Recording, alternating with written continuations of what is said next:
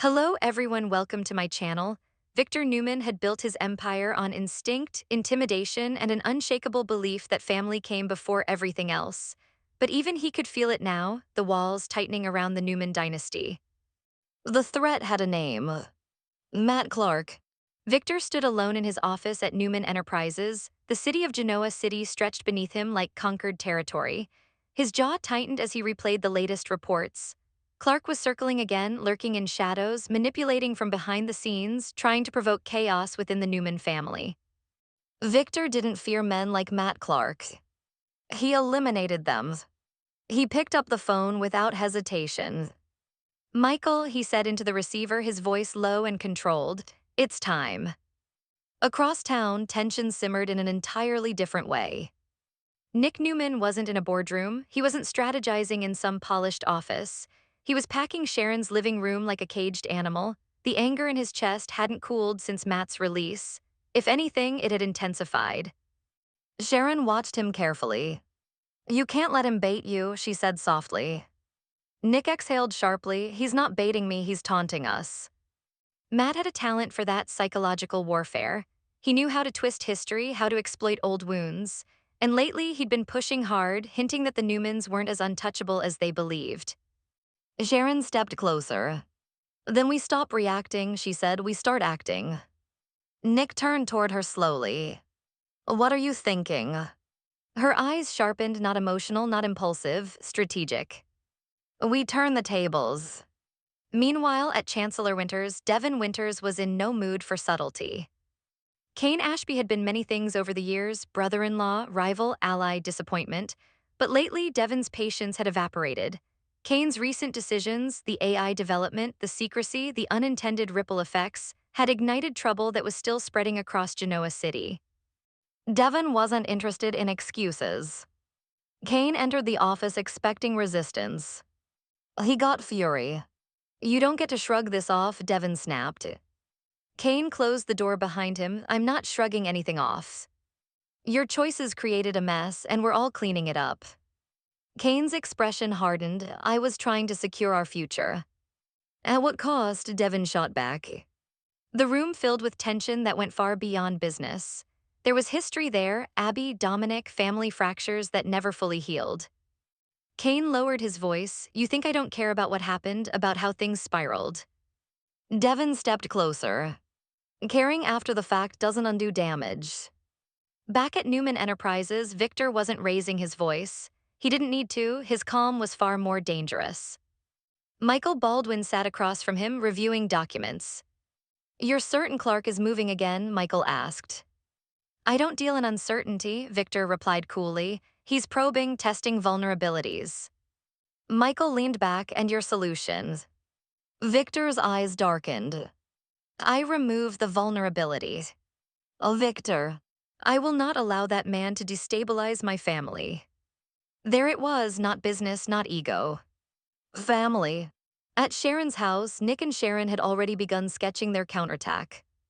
"He thrives on secrecy," Sharon said, "so we expose him." Nick frowned. "Expose what?"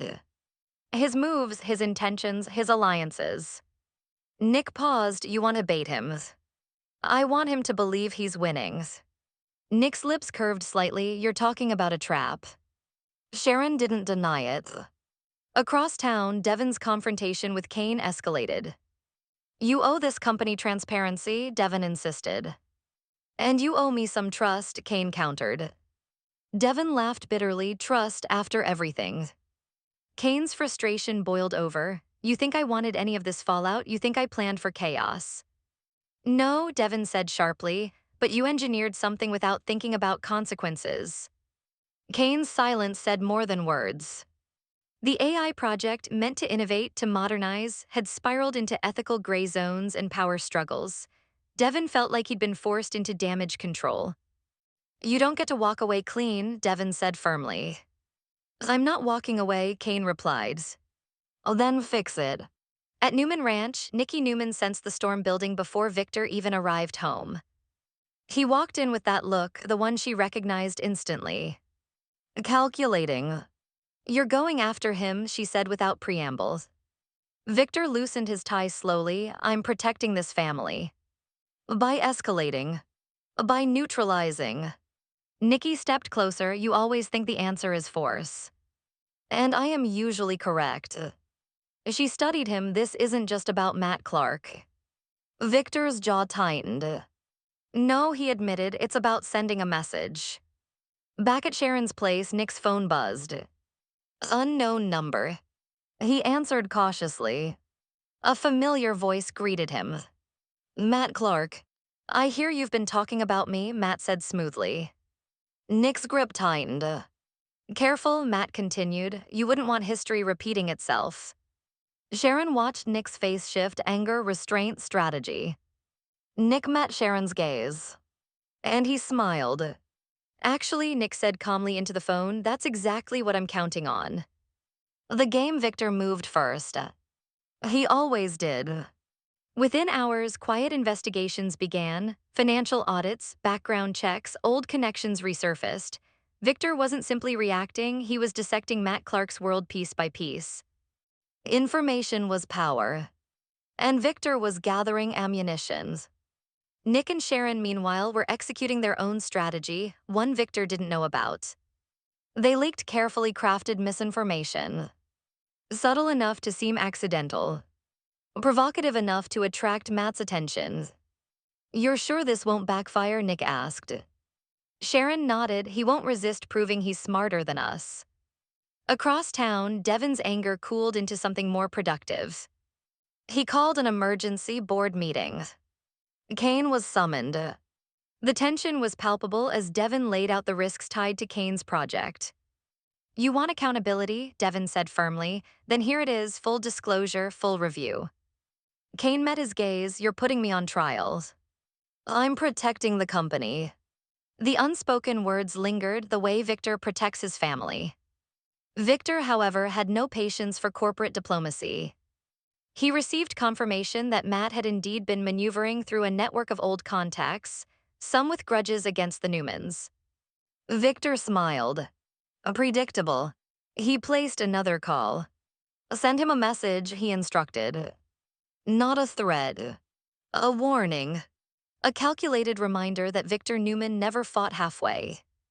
That evening, Matt Clark received an unexpected visitor, one of Victor's trusted operatives. The message delivered was simple. You are being watched. Matt laughed it off publicly. Privately, he wasn't amused. Nick and Sharon's trap began tightening. They staged a meeting, deliberately visible, discussing fabricated vulnerabilities within Newman operations. Word spread exactly where they intended it to. Matt took the bait. He attempted to intercept what he believed was critical leverage. Instead, he walked directly into surveillance. Nick confronted him in a neutral space, calm, controlled. You always overplay your hand, Nick said quietly. Matt's eyes flickered. You think this scares me? No, Nick replied, but it exposes you. Behind the scenes, Sharon ensured evidence of Matt's manipulation surfaced legally and cleanly. Victor, learning of Nick's maneuver, wasn't angry. He was impressed. For once, his son had chosen strategy over impulse. Back at Chancellor Winters, Kane stood before the board, forced to answer every question. Devin didn't yell this time. He didn't need to. The accountability was public. Kane accepted responsibility for oversight failures. It wasn't humiliation. It was reckoning. Later, Devin approached him privately. This isn't personal, Devin said. Kane nodded slowly. It never is until it is. Devin sighed. Fix it, that's all I want. Kane understood. Back at Newman Ranch, Victor poured himself a drink. Nikki watched him carefully. Is it over? She asked. Victor's eyes glinted. It's contained. Matt Clark, facing mounting pressure from multiple fronts, realized something unsettling. He wasn't controlling the narrative anymore. He was reacting. Nick and Sharon had forced him into exposure. Victor had tightened the perimeter. Devin had stabilized corporate fallout. For now, Genoa City exhaled. Nick met Sharon at Crimson Lights later that night. You were right, he admitted, turning the tables worked. Sharon smiled softly. It's not about winning loudly, it's about winning smart. Across town, Victor stood at his window once more. The threat wasn't erased, but it was weakened, and anyone watching would understand something very clearly. The Newman family does not fall quietly. They adapt. They retaliate. They endure. And anyone who threatens them will eventually learn the same lesson Matt Clark just did. You don't go to war with Victor Newman unless you're prepared to lose. The battles of February 25 had ended. But in Genoa City, peace was always temporary. And Victor was always watching, officially begun.